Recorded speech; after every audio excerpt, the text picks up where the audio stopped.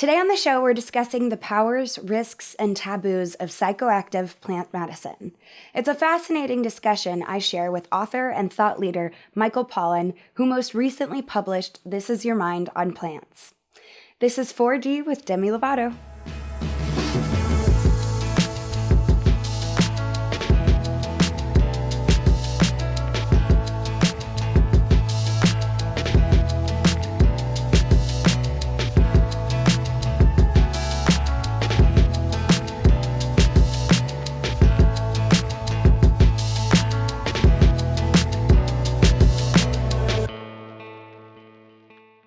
Mental health is a lifelong journey. With Talkspace, you can match with a licensed therapist and send them unlimited messages. Using Talkspace feels a little like having a therapist in your pocket. That's why being able to reach out anytime from anywhere makes taking care of my mental health super easy. I'm more relaxed when I'm traveling, knowing if I need to talk, I can just send a message from wherever I am. Working through things in therapy can be tough, but connecting with a therapist isn't. I wholeheartedly recommend Talkspace for therapy. You can sign up online and start therapy the same day as you sign up. You can text, video, or send voice messages to your licensed therapist, so it's incredibly convenient to have virtual sessions from the comfort of your home. Talkspace is a fraction of the cost of in-person therapy. Instead of waiting for an appointment, you can send unlimited messages to your therapist 24/7 and they'll engage with you daily, 5 days a week. As a listener of this podcast, you'll get $100 off your first month with Talkspace. To match with a licensed therapist today, go to Talkspace.com. Make sure to use the code 4D to get $100 off of your first month and show your support for the show. That's 4D and Talkspace.com. Nice to meet you. Nice to meet you too. My name is Demi, and I thank you for coming on my podcast, 4D with Demi Lovato. Sure, happy to be here. Yeah, well, first of all, I'm so excited to talk to you because I'm sitting in my Shroom Room. I almost could have guessed. Yes.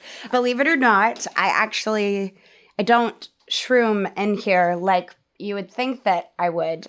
I have a lot of respect for plant medicine, and I won't shroom in here unless there's a shaman with me or someone that can take me through a ceremony. But I respect the plant medicine so much, and I wanted to talk to you about all of your research and your findings in this lane. And so, wow. Well, I'm happy to talk about that. I too respect the plant medicines and the plants to an incredible degree. I'm continually astonished at their genius for creating precisely the molecule that unlocks something in our brains. I mean, that is such an astonishing fact. I was wondering, could you take us back to when you first became interested in exploring how we put plants in our bodies and how that affects us? Sure. So I've been interested in plants and their relationship to us, their symbiotic relationship to us, as long as I can remember. I mean, I started gardening when I was 8 years old and became fascinated with plants. But as I got older, I started realizing that there were so many different things we use plants for, and we use them to feed ourselves. Obviously, we depend on them completely. We use them to clothe ourselves. Most of our clothing comes from plants.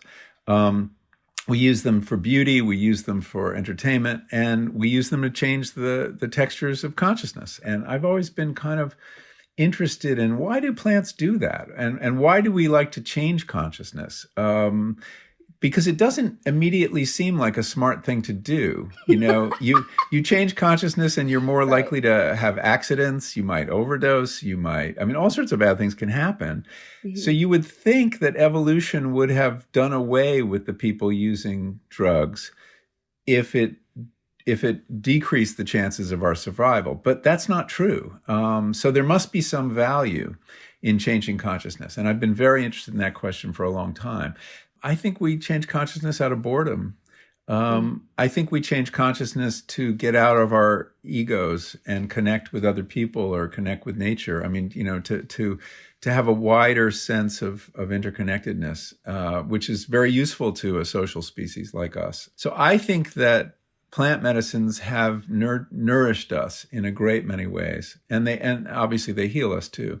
So that's been my, I've written 2 books really now, How to Change Your Mind, which was really about the science of psychedelics and psychedelic therapy, and then this new book, which is much more looking at a few different plants and our relationship to them. And this is Your Mind on Plants. Yeah, this is Your Mind on Plants, where I look at a psychedelic mescaline, but I also look at opium, which is an ancient drug that we have a lot of, we're demonizing it now, and it's killing a lot of people right now. I think 93,000 people overdosed on opiates last year, which is astonishing. That's more than people who died in auto accidents. But it's also a blessing at the same time. I mean, it's hard to imagine going through surgery without opiates, and also at end of life, it can really be a blessing to people. And then caffeine too, which is a plant medicine also, although we never think about it that way, and that 90% of us are involved with on a daily basis. So I wanted to look at that too, which raises all sorts of questions of, well, what is a drug, and why do we moralize drugs so much? So yeah, that's been the journey I've been on. It's been fascinating. I have to say, I did not use plant medicines, or the big ones, till very late in life. I was too afraid. I didn't think I was psychologically sturdy enough when I was your age, or in my 20s, that it just seemed too scary, and there was so much negative publicity about LSD and psilocybin at the time. So I'm a kind of a late bloomer when it comes to plant medicines. I think that, in my experience, the longer you can go without trying psychedelics, the more, I guess, the more grounded and centered you can be in your spiritual and personal evolution. I wish that I had waited when I was younger until I had the respect for these plants to be able to experiment with my consciousness. And, I don't regret anything, but I do have to, bring up, I actually was close to being one of the people that didn't survive an opiate overdose. And so I have definitely seen the negative implications and consequences of abusing drugs and their medicinal properties. I was in pain, but I was in a different kind of pain. And so when I started reading your book, I thought it was so interesting that you said, in I believe Sanskrit, it is opium is the flower of joy. And I thought that was so interesting, because in my experience, it was so not that, but that's the entire purpose of this conversation is how plants can shift our perspective, and how when we're so stuck in this binary world of good versus bad, and healing versus not healing, it's so interesting how we can shift our consciousness through these things like plants, and some of which we do on a daily basis already and don't even realize it, like you said, like caffeine. Well, caffeine. But this idea of plant medicines being able to shift our perspective on our own lives is really profound. I take your point that I think that it's more useful as you get older and acquire that sort of a sense of intentionality, doing it not just for thrills, but for a purpose. I think that's really important. I think that there's a tendency to use drugs in a kind of thrill-seeking way, or in a reckless way. And people need to have enormous respect for the power of these drugs. They can kill you. Not the psychedelics necessarily, although they have their own risks, which we should talk about. The opiates certainly are dangerous. And, the Greeks really understood this double-edged nature of drugs. They called them pharmacons. A pharmacon could be an ally or a poison. And the third meaning was a scapegoat. It was something you could blame things on. And all those meanings are there. And so I think that developing a proper respect is really important. And also, when people use, especially psychedelics when they're young, there's a tendency to interpret it as a drug experience, as if the drug caused what went on in your mind. And that's not quite true. Whatever comes up on a psychedelic experience is in you. Wow, yes. The drug is the catalyst. There's Yes. nothing in that molecule. There's no narratives in that molecule. There's no childhood trauma in that molecule. There are no visions in that molecule. It's really just a catalyst. And you're learning about your mind, the contents of your mind. And that's not something that people appreciate necessarily when they're young. And you hear young people talking about, oh yeah, when you saw God, you just took too much drugs. Right. But the drug is only the launching pad for something that's a lot more personal, I think. Yeah, I have actually found that when I was younger, I didn't have good experiences because I was also in a much darker place than I am today. Mm-hmm. And then as I got older, I found that these journeys, I like to call them journeys, when I have embarked on a journey with plant medicine, they've come at a very transitional time in my life, and I normally have an awakening in that process. And that's why today I don't, regardless of having a shroom room, this is just like my love for the plant, honestly. And also it's the phone cover on my phone. Like I love them because I appreciate the magic and mycology, specifically. And I've been on a deep spiritual journey my entire life. I was raised Christian, and I now actually believe that God lies within each and every one of us. Mm-hmm. And I could not have had that awakening without plant medicine. And specifically mushrooms. Yes, specifically psilocybin, yes. It's an amazing, they're amazing things, and that nature has blessed us with these things that have this effect, and that we figured it out is also incredible. But I agree. I've had some very profound experiences on mushrooms that have shifted my perspective. And, it doesn't always happen, and I think it helps a lot to be guided. I think to take advantage of everything mushrooms have to offer, we have to feel like we're in a very safe space. Because if you take them in the wrong environment and you feel your ego dissolving, which can happen at high doses and has happened to me, that can feel like you're dying. That can feel scary, and you might defend against it and resist. And that's the worst thing you can do on mushrooms is resist. You have to, you have to feel like in a place where you can surrender to them. And that means you're with someone you trust, and you're in a place where you feel safe. And set and setting, yes. Set and setting is everything. And when you have that opens up a door to some extraordinary experiences. But it really does mean doing preparation and finding that guide or shaman, and being in the right head to surrender, to, relax your mind and float downstream, as John Lennon said. I mean, that was the best advice on psychedelics that anyone's ever given. Mental health is a lifelong journey. With Talkspace, you can match with a licensed therapist and send them unlimited messages. Using Talkspace feels a little like having a therapist in your pocket. That's why being able to reach out anytime from anywhere makes taking care of my mental health super easy. I'm more relaxed when I'm traveling, knowing if I need to talk, I can just send a message from wherever I am. Working through things in therapy can be tough, but connecting with a therapist isn't. I wholeheartedly recommend Talkspace for therapy. You can sign up online and start therapy the same day as you sign up. You can text, video, or send voice messages to your licensed therapist, so it's incredibly convenient to have virtual sessions from the comfort of your home. Talkspace is a fraction of the cost of in-person therapy.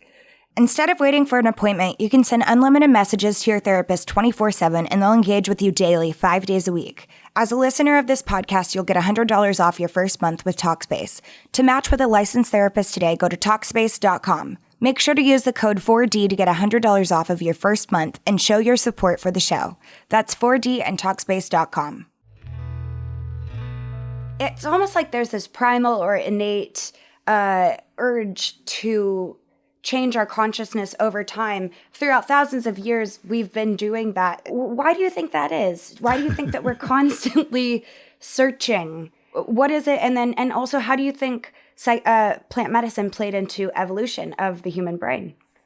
So I think we have an innate desire to transcend our circumstances, and specifically to transcend this ego structure that surrounds us. I mean, egos are very valuable. They get things done. They've no doubt advanced your career. They help me write books. And that way of looking at the world, a very self-interested way of looking at the world, has a utility in evolution. But it also cuts us off. It builds walls. And we desire to connect. We are a social creature. We cannot survive alone. We need other people. We need a community. And I think the desire to transcend that cage of ego is profound. It's what religion is about. It's what the experience of awe is about. Just, the experience of awe in nature.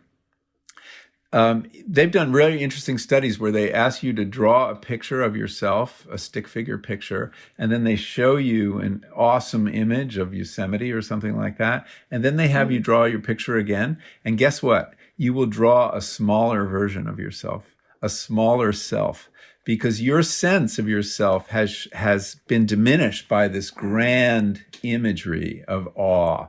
So I think awe is a fundamental human desire, and it's a pro-social desire. It connects us to other people. We stand in awe in a cathedral or at a religious ceremony.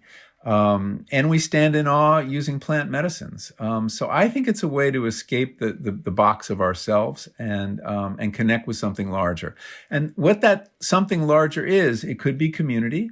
It could be the divine or the universe or nature. I mean, for me, I've had experiences of feeling more connected to nature on psilocybin than anything else I've ever done. I mean, I love plants. I love gardening. I have my whole life. But I always feel like I have one foot in the garden and one foot in some other place. Think about it. Humans talk about having a relationship to nature. That's crazy. We are nature. A relationship implies you're something different and separate. Right. And most of us see ourselves as, having this subjecthood, this personhood, but nature doesn't. It's just stuff. It's just objects, and we can act on it as we wish. On psychedelics, I've had an experience where the plants were as alive as I am and have a strong perspective, and they were like returning my gaze. And I know that sounds nuts, but I had more sense of their presence than I ever had. And I felt more a part of I just felt like I was one species among many in the garden. And it was a wonderful feeling. And I felt more connected than I ever had to nature. So I think we have an innate desire for that. How it has affected our evolution is very hard to know. I'm sure you've run into the thinking or writing of Terence McKenna, who is a psychedelic philosopher, no longer alive. But he had something called the stoned ape theory. And he was convinced that when we were early hominids living on the savanna in Africa, it was a lot wetter then, and there was lots of mushrooms that grew in the manure of the ungulates, the various bovine creatures that were around cattle and related species. And of course, we were eating everything, and eventually we found these mushrooms and ate them, and they affected us in ways that this is his theory. I don't know that I buy it all, and it's very hard to prove, but that they helped expand our minds and gave us a sense of language, and that at some point in our ancient history, our brains got a lot bigger and complicated, and we were able to have language and make tools. And he thinks it was our exposure to psilocybin that led to that. I don't know. Is he the one that coined the term the Big Bang of the brain? Yes, I think he did. Okay. And that big bang came from psilocybin. Now, there's very good reason to believe that there was psilocybin on the savannas when they were wetter than they are now. And there's good reason to believe we ate them, because we ate everything. We tried everything. We were hungry. But whether that influenced our evolution is going to be very hard to prove. Other things were going on too. We learned how to cook, for example. That had a big effect on brain size, because cooked food has a lot more calories available than uncooked food. And so when we started cooking food, we didn't have to use as much of our metabolic resources to chew and digest. If you look at chimpanzees, they spend like 6 hours a day chewing. Hard to get much else done. But we don't, because we externalize digestion with a fire or an oven. Wow. And so that's another theory for how the brain got bigger. It's all just so stories, though.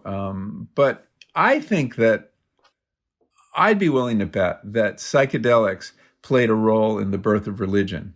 And that is very important to our evolution, our cultural evolution. Right. And that the images, the visions that underlie many religions, where there's often somebody who comes back with a vision of God or a vision of the universe, right. And that's the beginning of a religion.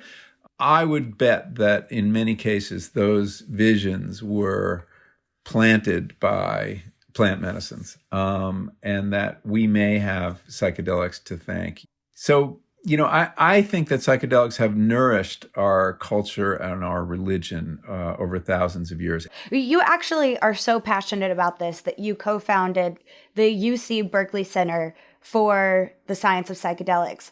Why was that important to you, and what made you do that?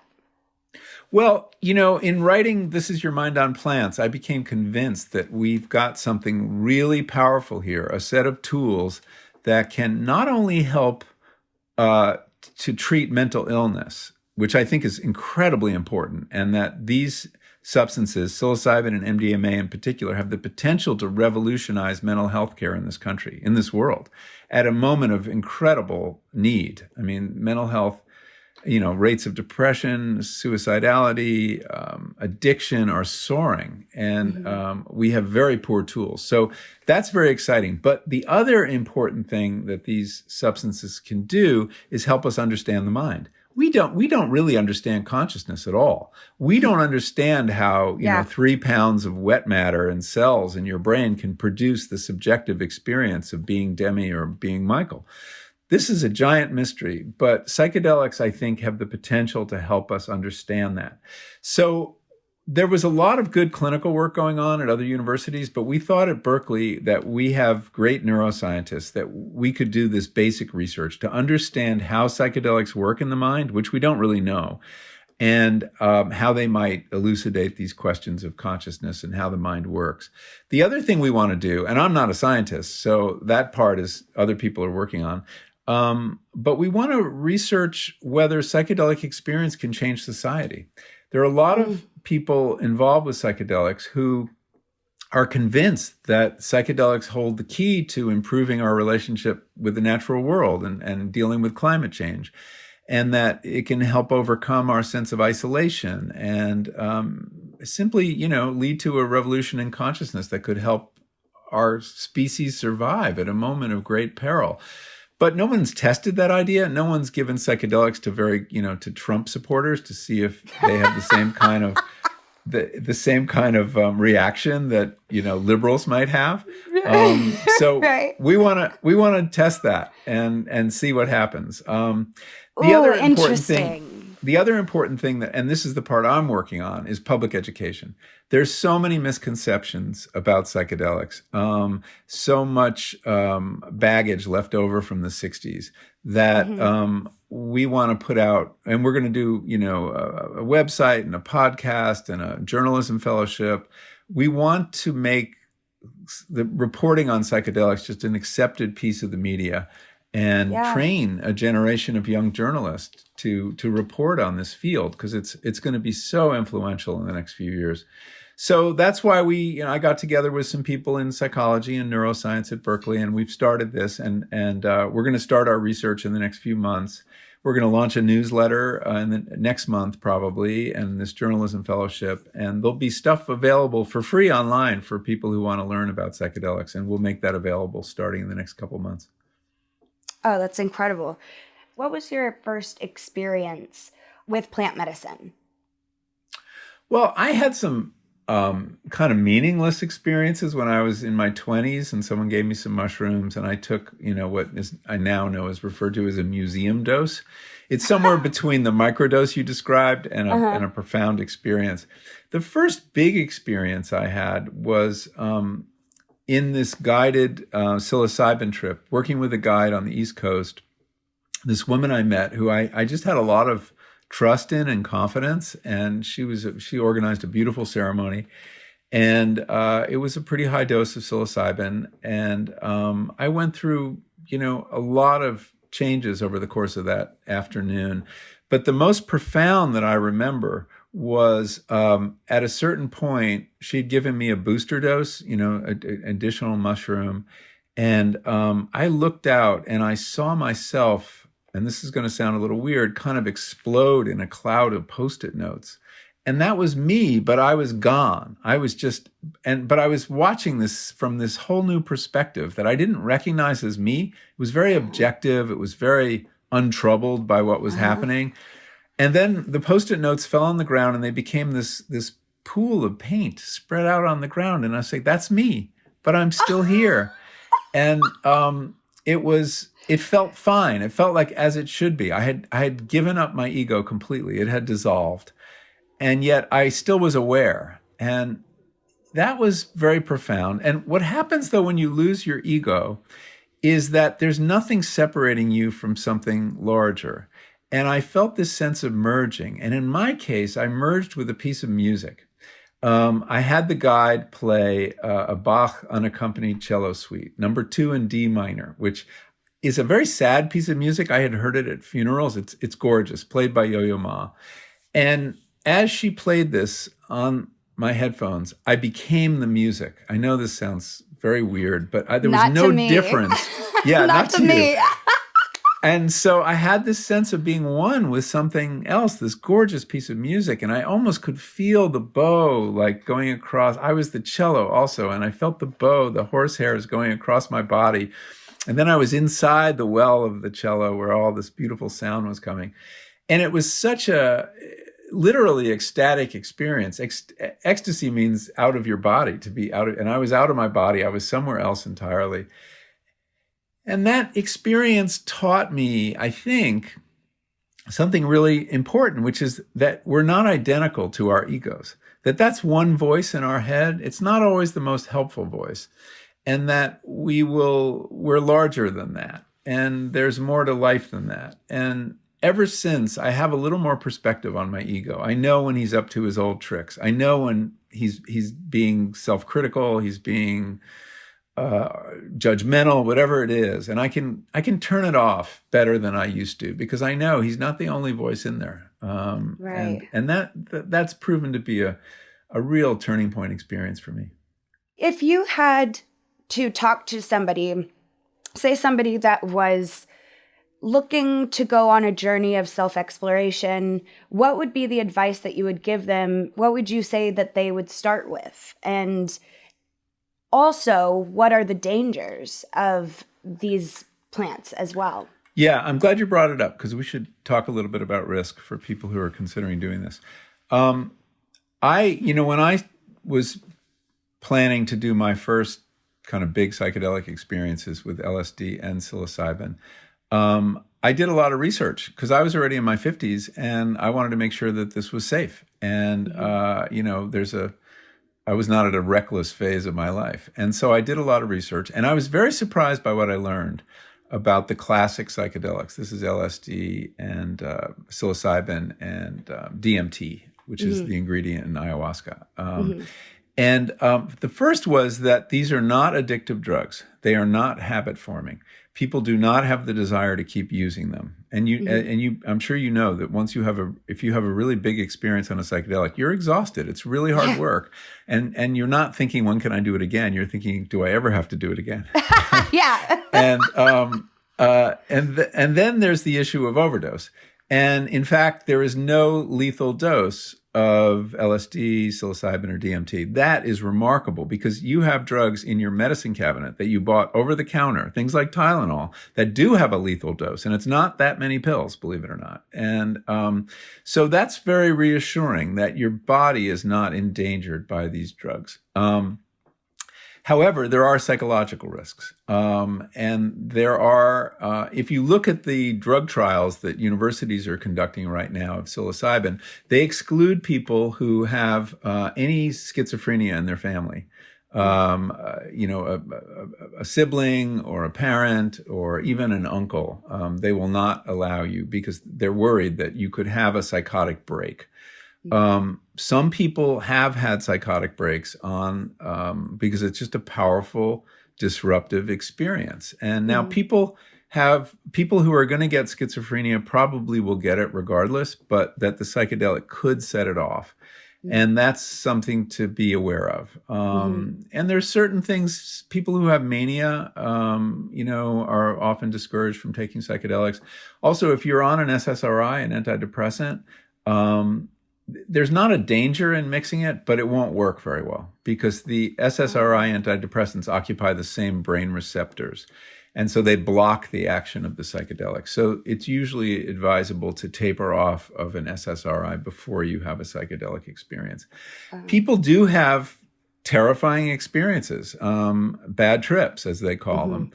And if you're with someone, with a shaman or a therapist or a guide, that bad trip can be incredibly productive. You can learn important things about yourself. But if you're not, and you're just walking the streets of the city or using the drug in a kind of careless way without respect, it can be really terrifying. It will pass. You might have panic attacks, but people need to be aware of that.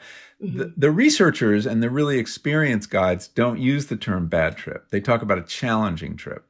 And indeed, if like some childhood trauma comes up, that is terrifying. On the other hand, that's a very valuable piece of knowledge to bring forward into your life. So I think that, if you do get the set and setting right, the chances of a really negative experience go way down. In fact, are quite low. So it's it's about preparing yourself and realizing you're doing something big. This is going to be a big event in your life. This could be one of the biggest events in your life. And so you don't approach that casually. That's beautiful. What do you consider a drug? In your book, I was reading kind of a little bit about this, but I guess in a more direct way, how would you? Yeah, I don't think there's a good definition of drugs, actually.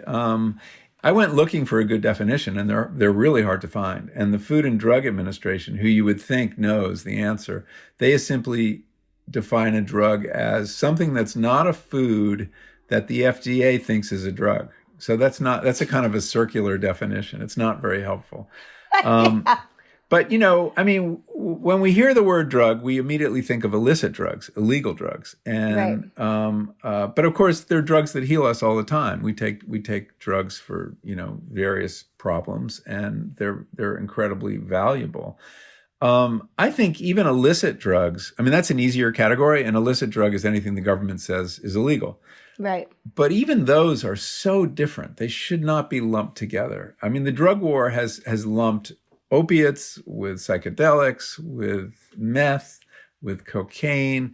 And these substances are more different than they are alike. And there's something arbitrary about their inclusion.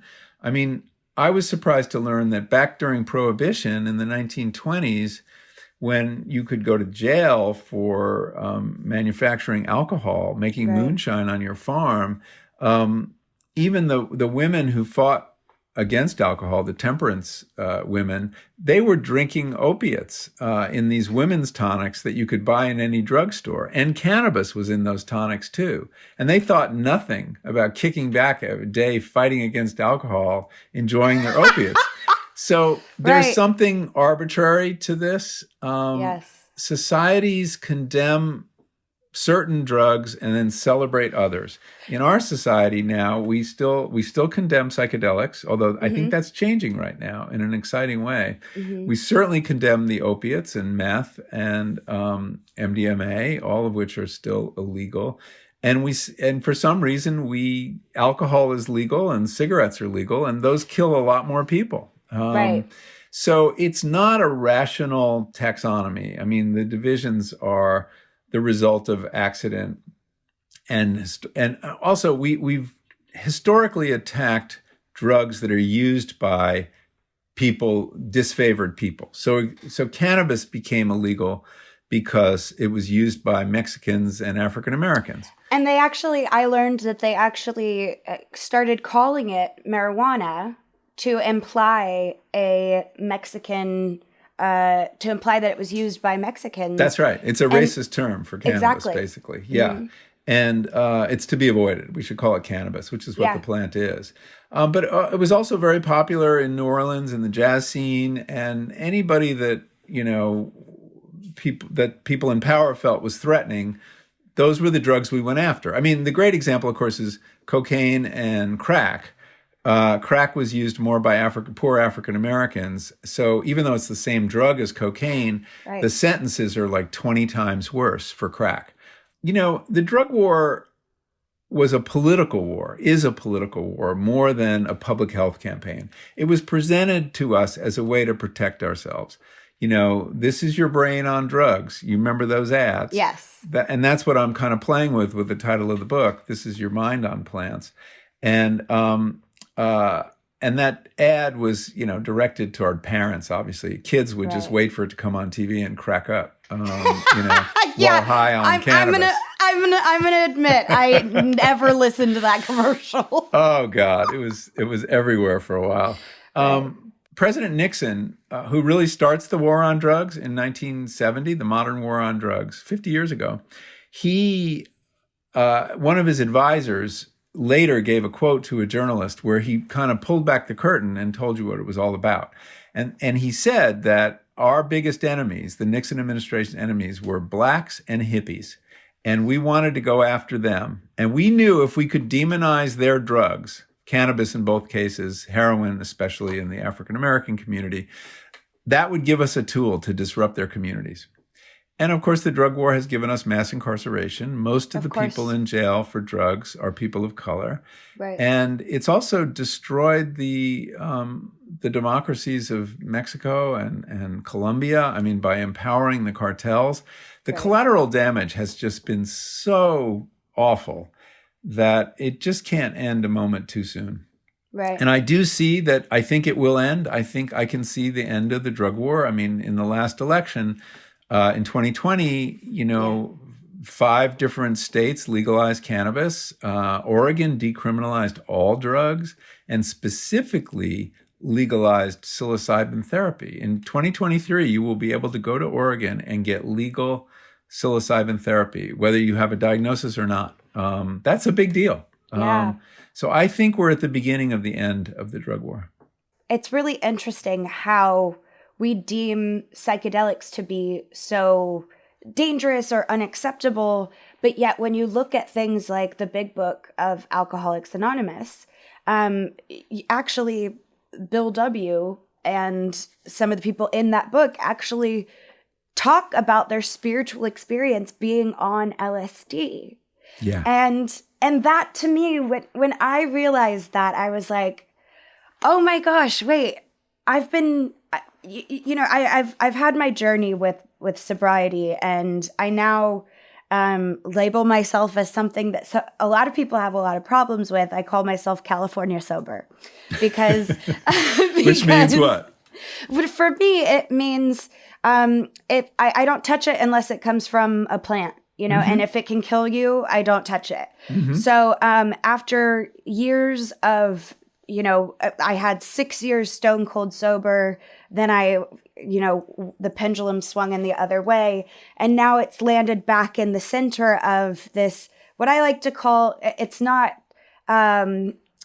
it's not all or nothing. It's my middle path. And instead of calling it my middle path, I kind of gave it a cheeky term, which was California sober. But I talk about that because it does introduce a different path for people who have been only exposed to just the AA way of living, which is complete abstinence. Right. And I know that except for coffee, by the way. Except for coffee. Well, coffee too. Coffee and LSD apparently. But I just, it's interesting that in other periods of transformation, like when Alcoholics Anonymous became such a big thing, here we have psychedelics again at the beginning of it. And so it's just very interesting to me how we've kind of, our society has deemed these psychedelics as dangerous or unacceptable. But